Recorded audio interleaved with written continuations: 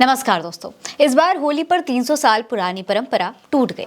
जिन दलितों को मंदिर में जाने से 300 साल तक रोका गया, वो मंदिर के अंदर भी गए और बाकायदा पूरे रीति रिवाज से पूजा अर्चना भी की। दोस्तों, जब भी राहुल गांधी, अखिलेश यादव या कोई भी विपक्षी नेता दलितों के हक की आवाज उठाता है तो उसे वोट बैंक की राजनीति करार दे दिया जाता है। ये कह दिया जाता है कि भाई दलितों के उत्पीड़न की ये जो कहानी है ये अब बहुत पुरानी हो चुकी है, आज के मॉडर्न युग के हालात बिल्कुल अलग हैं। तो दोस्तों, ऐसा बिल्कुल नहीं है। समय बदला है लेकिन हालात अब भी वही हैं। फर्क इतना है कि अब दलित परिवार अपना हक छीनना जान चुके हैं।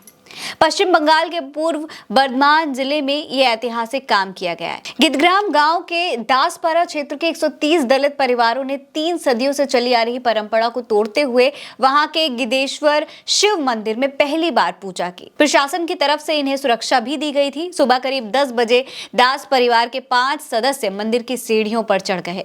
इनमें 4 महिलाएं और 1 पुरुष शामिल थे।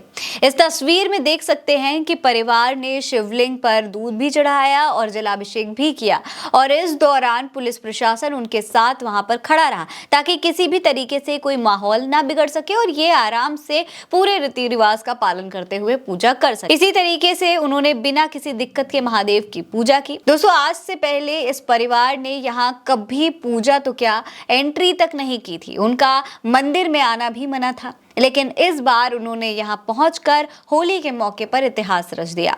आपको बता दें कि इस मशहूर गिद्धेश्वर शिव मंदिर में गांव के दलित और अनुसूचित जाति के परिवारों का आना पूरी तरीके से बैन है। जातीय भेदभाव की ये कहानी आज की नहीं बल्कि करीब 300 साल पुरानी बताई जाती है।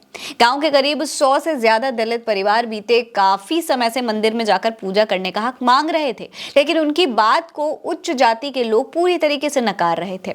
इससे पहले महाशिवरात्रि पर भी इन परिवारों ने मंदिर में जाने की कोशिश की थी, लेकिन उन्हें वहां से भगा दिया गया था।